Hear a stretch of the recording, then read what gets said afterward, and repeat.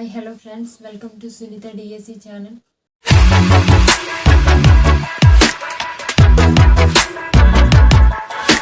Friends ఈరోజు వీడియోలో మనం 3వ తరగతి తెలుగు కంటెంట్కి సంబంధించి పార్ట్ 3ని చూద్దాం. ఫ్రెండ్స్ చూడండి, మనం 3rd class Telugu text book ఎలా చదవాలి అనేసి ముందు వీడియోలో మనం నేర్చుకున్నాం కదా. అయితే దానికి కంటిన్యూషన్గానే నేను పార్ట్ 1 పార్ట్ 2ని చేయడం జరిగింది.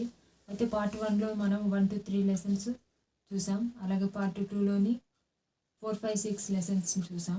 అయితే ఈరోజు వీడియోలో పార్ట్ 3గా మనం చూడండి 7, 8, 9 లెసన్స్ని మనం చూడబోతున్నాం. అయితే దానికన్నా ముందు ఫ్రెండ్స్, ఎవరైతే నా వీడియోస్ని ఫస్ట్ టైం చూస్తున్నారో నా యొక్క వీడియోస్ని లైక్ చేసి అలాగే నా ఛానల్ని సబ్స్క్రైబ్ చేసి నన్ను ఇంకా ప్రోత్సహిస్తూ ముందుకు నడిపిస్తారని కోరుతున్నాను. అలాగే ఫ్రెండ్స్, ఇప్పుడు మనం 3rd class Telugu content part 3లోకి మనం 7వ పాఠం చూసినట్లయితే చూడండి, మనకి పద్యరత్నాలు, మనకి 3వ తరగతి తెలుగు పాఠ్యపుస్తకంలోని 7వ పాఠము మనకి పద్యరత్నాలు. అయితే ఫ్రెండ్స్, ఈరోజు ఈ పార్ట్ 3 వీడియోలోని చూడండి చాలా ఇంపార్టెంట్ బిట్స్ అనేవి మనకి కనిపిస్తాయి. ఇవైతే మీరు అసలు మిస్ అవ్వద్దు ఫ్రెండ్స్, ఎందుకంటే చాలాసార్లు మనకి టెట్ ఎగ్జామ్లో ఈ 3 పాఠాల నుండి క్వశ్చన్స్ అనేవి అడగడం జరిగింది. కాబట్టి ఈ విషయాన్ని దృష్టిలో పెట్టుకోండి. ఒకవేళ ఎవరికైనా సందేహం ఉన్నట్లయితే ప్రీవియస్ టెట్ క్వశ్చన్ పేపర్స్ని ఒకసారి తిరిగేయండి, మీకే కనిపిస్తుంది. కాబట్టి ఫ్రెండ్స్, ఇప్పుడు మనం చాలా ఇంపార్టెంట్ బిట్స్ని డిస్కస్ చేసుకోబోతున్నాం. పాఠం పద్యరత్నాల నుండి మనకి ఇంపార్టెంట్ బిట్స్ని ఇప్పుడు మనం చూద్దాం. చూడండి, పద్యరత్నాల యొక్క ఈ పాఠాంశం యొక్క ఇతివృత్తం ఏంటి అని అడిగితే మనకి ఇది నైతిక విలువలు. దీని యొక్క ఇతివృత్తము మనకి నైతిక విలువలు. నైతిక విలువలు అంటే మనకి మంచిని చెడుని తెలియజేసేదాన్ని మనం నైతిక విలువలు అంటాము. అయితే చూడండి, దీని యొక్క ప్రక్రియ, పద్యరత్నాలు పాఠ్యాంశ ప్రక్రియ అని అడిగినప్పుడు మనకి ఇది పద్య ప్రక్రియ. మనకి పద్యాలు ఉంటాయి కాబట్టి ఇదంతా మనకి పద్య ప్రక్రియ.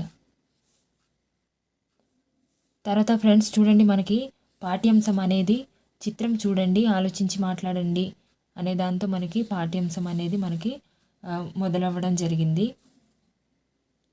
చూడండి, చిత్రంలోని మనకి కిందన క్వశ్చన్స్ అనేవి అడగడం జరిగింది. అయితే పాఠ్యాంశము దేనితో ప్రారంభమైంది అని అడిగితే మనం ఈ విధంగా కూడా మనం గుర్తుపెట్టుకొని సమాధానం చెప్పాల్సి ఉంటుంది ఫ్రెండ్స్. ఈ పద్యరత్నాల నుండి మనకి చూడండి, టెట్లోనైతే మనకి ఒక పద్యాన్ని ఇచ్చి కిందన ఒక 5 క్వశ్చన్లు అనేవి అడగడం జరుగుతుంది.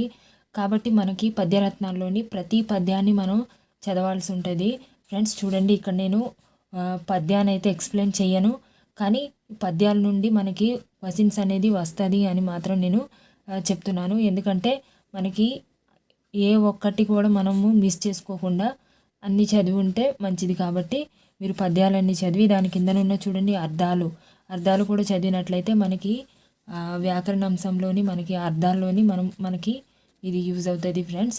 చూడండి, 2017 టెట్లో మనకి ఇందులో చూసినట్లయితే చూడండి 5వ పద్యం, కమలములు నీట బాసిన కమలాప్తుని రశ్మి సోకి కమలిన భంగిన్ తమ తమ నెలవులు దప్పిన తమ మిత్రులే శత్రులట తద్యము సుమతి అని ఈ యొక్క పద్యాన్ని ఇవ్వడం జరిగింది ఫ్రెండ్స్.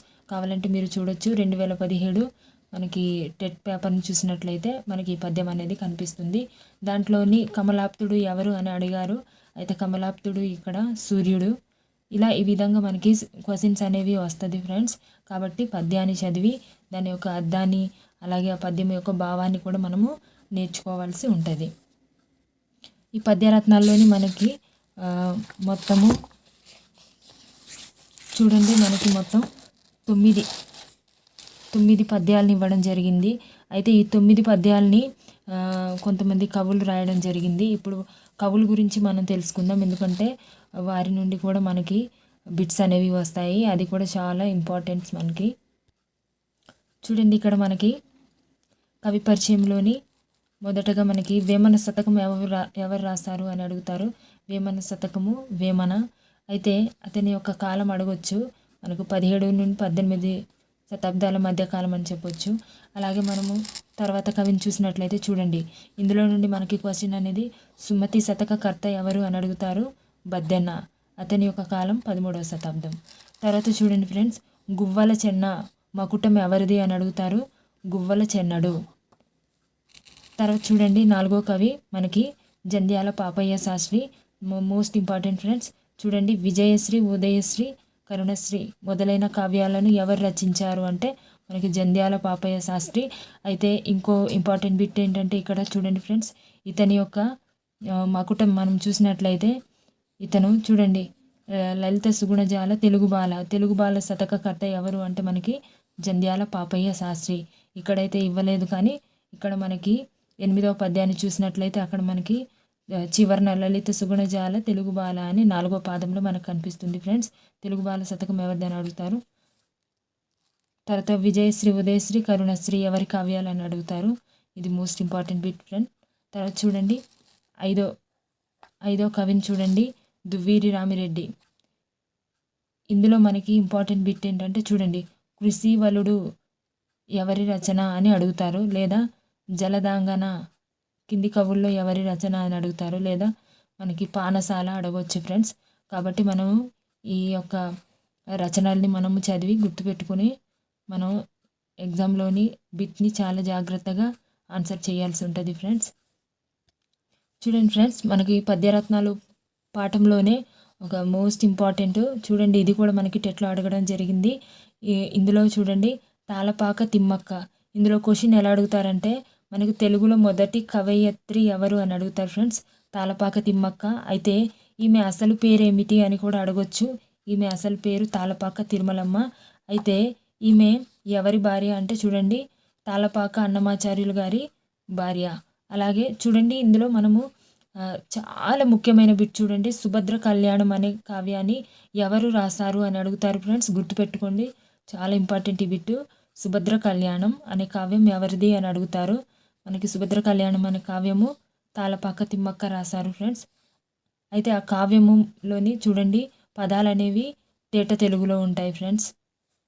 ఇది ఇందులో నుండి మనకి మోస్ట్ ఇంపార్టెంట్ బిట్స్. తర్వాత చూడండి ఫ్రెండ్స్, ఇందులోనే మనకి భాషాంశాల్లోని మనకి క్రియాపదాలు అనేవి ఏంటో ఇక్కడ ఇవ్వడం జరిగింది. మనకు చూడండి, పనులను తెలియజేసే పదాలని మనం క్రియాపదాలు అంటాము. వాటికి ఉదాహరణ చూడండి, చేశాడు, తిన్నారు, కోసింది, చూసింది, వెళతాడు, వస్తాడు, చెప్పాడు అనేసి ఇలా క్రియాపదాలను అయితే ఇవ్వడం జరిగింది. ఒక్కొక్కసారి వాక్యాన్ని ఇచ్చి క్రియాపదం కిందన గీత గీసి ఇది భాష భాగంలోని దేనికి చెందినది అని కూడా అడుగుతారు ఫ్రెండ్స్. కాబట్టి మనకి క్రియాపదాలు అనేవి తెలిసి ఉండాలి. ఇప్పుడు మనకు ఈ మాసపు పాట చూడండి, అందమైన పాట. అయితే ఈ అందమైన పాట, ఈ పాటను రాసిన కవి ఎవరు అంటే మనకి చూడండి కిందన మనకి కవి పరిచయంలోని చూడండి జీవి సుబ్రహ్మణ్యం. అందమైన పాట రాసింది మనకి జీవి సుబ్రహ్మణ్యం. అయితే ఇందులో నుండి మనకి ఇంపార్టెంట్ బిట్ ఏదంటే వీరరసము ఎవరి రచన లేదా రసోల్లాసము ఎవరి రచన అని అడుగుతారు. ఈ 2 రచనల్ని మనము ఇందులో గుర్తుపెట్టుకోవాల్సి ఉంటుంది. మనకి ఈ మాసపు కథ దిలీపుని కథ అనేసి ఇచ్చారు. అయితే ఈ దిలీపుని కథ అనేది ఏ కథ అంటే మనకి ఇది పురాణ కథ, పురాణాల్లో ఉంటుంది ఈ కథ. అయితే చూడండి, ఈ కథలోని ముఖ్యమైన పాత్రలు మనకి దిలీప మహారాజు పేరు దిలీప, అతని భార్య పేరు సుదక్షిణాదేవి. అయితే వీరికి సంతానం ఉండదు. అయితే ఇంకో పాత్రను చూడండి, ఇక్కడ దిలీప మహారాజు గురువు వశిష్ఠుడు. తర్వాత చూడండి, ఆయన దగ్గర ఉన్న అతనికి గురువు గారు ఇచ్చిన ఆవు పేరు ఏంటంటే నందిని. ఇలా పాత్రల్ని గుర్తుపెట్టుకోవాల్సి ఉంటుంది ఫ్రెండ్స్. చూడండి, మనకి నందిని అనే పాత్ర ఏంటి అని అడగొచ్చు. కాబట్టి మనం గుర్తుపెట్టుకోవాలి. ఆవు మనకి కథలోని పాత్రల్ని అడుగుతారు. ఇలా మనం కథని చదివినట్లయితే ఇక్కడ చూడండి చివరగా మనకి ఇక్కడ కథలోని చివర సంతానం లేని పక్షాన అయితే తర్వాత సంతానం కలుగుతుంది ఫ్రెండ్స్. అప్పుడు రఘు మహారాజు జన్మిస్తారు. అయితే ఈ రఘు మహారాజా ఈ వంశంలోనే మనకి ఎవరు పుట్టారంటే చూడండి శ్రీరాముడు. ఇలా కథ చివరిలో కూడా ఇవ్వడం జరిగింది. కాబట్టి మనం ఇవి కూడా చదవాల్సి ఉంటుంది. ఇందులో చూడండి, మా ఊరి ఏరు మనకి 8వ పాఠం మా ఊరి ఏరు. దీని యొక్క ఇతివృత్తం ఏంటంటే ఇది ప్రకృతి వర్ణన. అలాగే దీని యొక్క ప్రక్రియను చూసినట్లయితే మనకి ఇది గేయం ఫ్రెండ్స్. ఇవి ఈ రెండు గుర్తుపెట్టుకోవాల్సి ఉంటుంది ఇందులో. చూడండి ఫ్రెండ్స్, మనకి పాఠాన్ని చూసినట్లయితే ఇక్కడ మనకి ఇది దీని యొక్క ప్రక్రియ ఏంటంటే మనము గేయం అని చూసిన వెంటనే చెప్పొచ్చు. అయితే మనకి ఒక్కొక్కసారి పాఠం మధ్యలో నుండి లేదా గేయం మధ్యలో నుండి మనకి ఒక లైన్ అడిగి ఇది ఏ పాఠ్యాంశానికి సంబంధించింది అని అడగొచ్చు ఫ్రెండ్స్. కాబట్టి చదివేటప్పుడు జాగ్రత్తగా లైన్ టు లైన్ మనం ఈ యొక్క గేయాన్ని చదవాల్సి ఉంటుంది. గుర్తుపెట్టుకోండి ఫ్రెండ్స్. మనకి ఇక్కడ పదాలు వాటి యొక్క అర్థాలను అయితే ఇవ్వడం జరిగింది. మీరు అర్థాలని అన్నీ చదవాల్సి ఉంటుంది ఫ్రెండ్స్. తర్వాత చూడండి కిందన మనకి గేయ సారాంశాన్ని ఇచ్చారు. ఈ సారాంశంని కూడా చదవాలి. తర్వాత చూడండి మనకి కవి పరిచయం. కవి పరిచయంలోని మనకి ప్రకృతి వర్ణన అనే ఇతివృత్తానికి చెందిన ఈ యొక్క మా ఊరి ఏరు అనే పాఠ్యాంశాన్ని ఎవరు రాశారంటే చూడండి మధురాంతకం రాజారాం. అయితే ఇందులో నుండి మనకి ఇంపార్టెంట్ బిట్స్ ఏదయ్యా అంటే చూడండి రాయలసీమ జీవితాన్ని ప్రతిబింబిస్తూ 400కు పైగా కథలు రాసిన కవి ఎవరు అని అడుగుతారు. అయితే ఇది ఇందులో మోస్ట్ ఇంపార్టెంట్ బిట్ ఫ్రెండ్స్. లేదా చూడండి మానవ సంబంధాల్లోని సున్నిత పార్శ్వాలను చిత్రించిన కవి ఎవరు అని అడుగుతారు. ఇలా కూడా అడగొచ్చు. కాబట్టి ఈ 2 పాయింట్లని ఈ 2 బిట్లని మీరు గుర్తుపెట్టుకుంటారని చెప్తున్నాను. ఇది మోస్ట్ ఇంపార్టెంట్ ఫ్రెండ్స్. అయితే ఇప్పుడు మనం తర్వాత చూద్దాం. చూడండి ఫ్రెండ్స్, మనకి ఈ మా ఊరి ఏరు పాఠ్యాంశంలోనే మనకి ఒక పేరానైతే ఇచ్చారు. అయితే ఇది మామూలు పేరా కాదు, దీన్ని కూడా మనం చదవాలి, దీన్ని వదిలేయకూడదు. ఎందుకంటే ఇలాంటి పేరాలో నుండే మనకి క్వశ్చన్స్ అనేవి అడుగుతున్నారు డైరెక్ట్గాను. కాబట్టి వీటిని కూడా వదలకుండా మనం చదవాలి. చూడండి ఇక్కడ మనకి కృష్ణవేణి, కృష్ణమ్మ, కృష్ణ అని పేర్లు ఇచ్చారు. అయితే ఈ పేర్లన్నీ ఒక నదికి పిలుస్తారు. అయితే ఆ నది పేరే ఇక్కడ కృష్ణానది. అయితే దీన్ని క్వశ్చన్ ఎలా అడుగుతారంటే కృష్ణానదికి గల ఇతర పేర్లు అని అడగొచ్చు.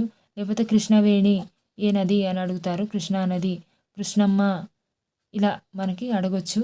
అయితే ఇందులో నుండి మోస్ట్ ఇంపార్టెంట్ బిట్ ఏంటంటే కృష్ణానది యొక్క జన్మస్థలం ఏది అని అడుగుతారు. చూడండి పడమటి కనుమలలోని మహాబలేశ్వరం వద్ద ఈ యొక్క కృష్ణానది పుట్టింది. ఇది చాలాసార్లు అడిగారు కాబట్టి గుర్తుపెట్టుకోండి. ఇది మనకి మోస్ట్ ఇంపార్టెంట్ బిట్. కృష్ణానది యొక్క జన్మస్థలం మనకి పడమటి కనుమలలోని మహాబలేశ్వరం. చూడండి ఫ్రెండ్స్, ఇంకోటి కృష్ణానది మీద నిర్మించిన ఆనకట్టలు ఏవి అనేసి అడుగుతారు. అలా అడిగిన మనకి శ్రీశైలం ఏ నది మీద కట్టారు అని అడగొచ్చు. లేదా నాగార్జున సాగర్, ప్రకాశం ఇలా అడిగినప్పుడు మనం ఆన్సర్ చేయాల్సి ఉంటుంది.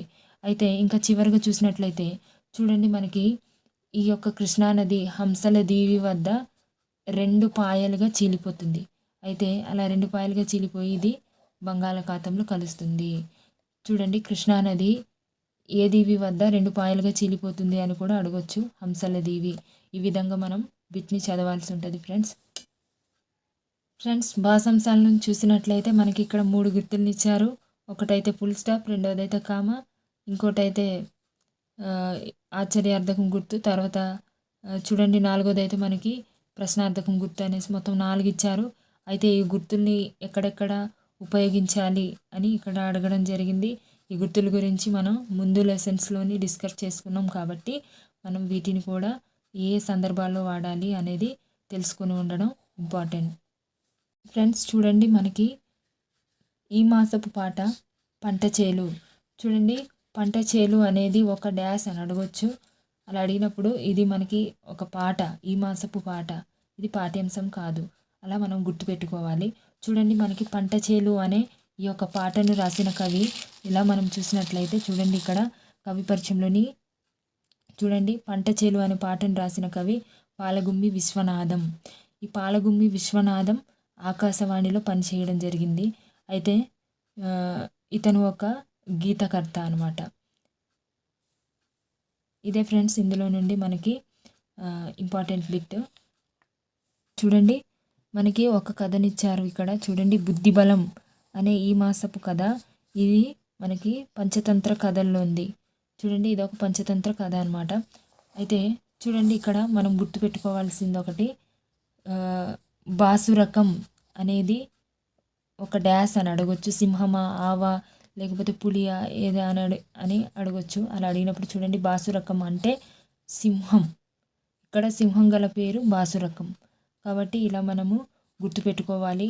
ఈ బుద్ధిబలం అనే కథలోని మనకి 2 పాత్రలు కనిపిస్తాయి. చూడండి సింహం ఒకటి, ఇంకొకటి మనకి కుందేలు. ఇక్కడ ఈ కథ మనకి చూడండి ఏం నేర్పిస్తుందంటే కండబలం కన్నా మనకి ఇక్కడ గుండె బలం గొప్పది అన్నట్టు ఉంది. బుద్ధిబలం అనేది ఏ విధంగా ఉందనేది ఇక్కడ మనకి తెలియజేస్తుంది ఈ కథ. ఈ కథను మనం చదివినట్లయితే ఆలోచించి మనము అపాయం నుండి తప్పించుకోవచ్చు అని తెలుసుకోవచ్చు ఫ్రెండ్స్.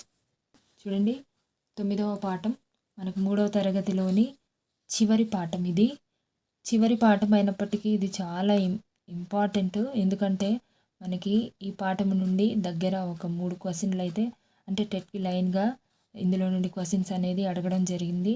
కాబట్టి ఈ పాఠాన్ని చాలా జాగ్రత్తగా మనం చదవాలి. కాబట్టి ఫ్రెండ్స్ ఇప్పుడు మనం చూద్దాం ఈ పాఠం యొక్క ఇతివృత్తం ఏంటి అంటే మనకి చూడండి సంస్కృతి సంప్రదాయాలు. ఈ పాఠం యొక్క ఇతివృత్తం మనకి సంస్కృతి సంప్రదాయాలు.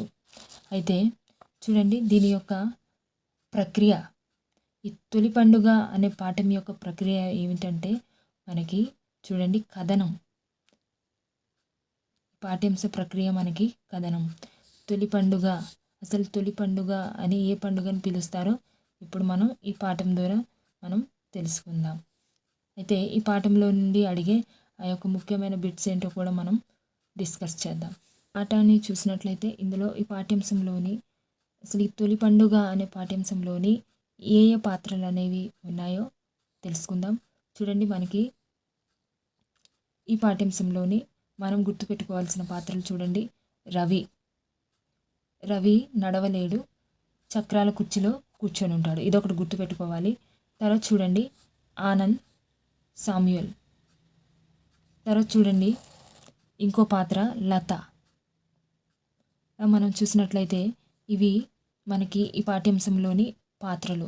నేను కేవలము పాత్రలు అలాగే ఇంపార్టెంట్ బిట్స్ ఏవని ఎలా అడుగుతారు, ఏది చదవాలి అనేది నేను చెప్తున్నాను. అయితే ఇంకోటి గుర్తుపెట్టుకోండి ఫ్రెండ్స్, మీరైతే పాఠ్యాంశాన్ని లైన్ టు లైన్ చదవాలి. అప్పుడే మీకు అర్థమవుతుంది. కాబట్టి మీరందరూ పాఠ్యాంశాన్ని లైన్ టు లైన్ చదవాలి.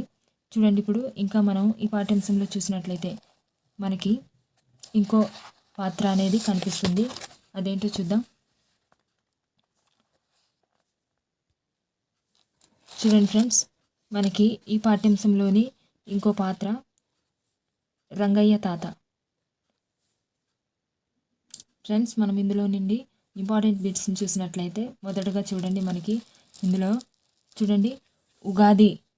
ఈ ఉగాది పండుగ అనేది తెలుగువారి తొలి పండుగ. మనకు పాఠం పేరు కూడా తొలి పండుగ కదా ఫ్రెండ్స్. అయితే మన తొలి పండుగ ఉగాది. చూడండి తెలుగు సంవత్సరంతో ఈ పండుగ అనేది మొదలవుతుంది. అందుకని దీనికి తెలుగు సంవత్సరాది అని కూడా పిలుస్తారు. అలాగే యుగాది అని కూడా పిలుస్తారు. మోస్ట్ ఇంపార్టెంట్ ఫ్రెండ్స్, యుగాది అని ఏ పండుగను పిలుస్తారు లేదా తెలుగు సంవత్సరాది పండుగ ఏది అని అడుగుతారు. ఇది చాలా ఇంపార్టెంట్ బిట్. చూడండి మనకి ఉగాదిలోనే ఇక్కడ షడ్రుచులు ఇచ్చారు. చూడండి ఫ్రెండ్స్, ఆ యొక్క ఉగాది పచ్చడిలోని షడ్రుచుల్ని చూసినట్లయితే మనకి ఇక్కడ కనిపిస్తుంది. చూడండి చేదు, వగరు, పులుపు, తీపి, ఉప్పు, కారం. ఇలా 6 రుచుల్ని కలిపి చూడండి ఈ 6 రుచులు అనేవి కలిసి ఉంటాయి. వీటినే మనం షడ్రుచులు అని పిలుస్తాము. చూడండి ఫ్రెండ్స్, ఇంకోటి ఇక్కడ మనకి ఉగాది పచ్చడి దేంతో తయారు చేస్తారు అని కూడా ఉంటుంది ఒక్కొక్కసారి.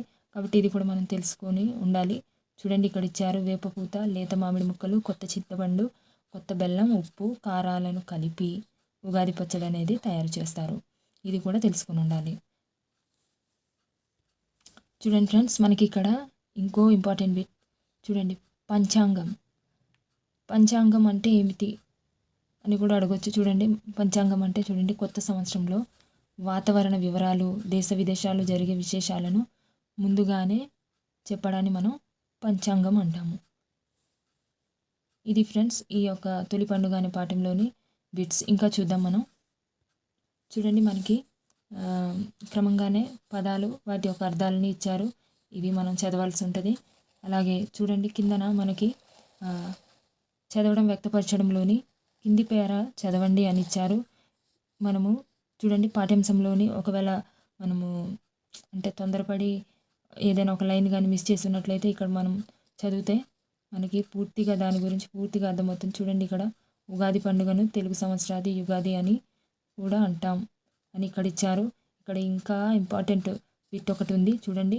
ఈ ఉగాది పండుగను ఎప్పుడు జరుపుకుంటారు అని అడుగుతారు. ఇది చైత్ర శుద్ధ పాడ్యమి నాడు.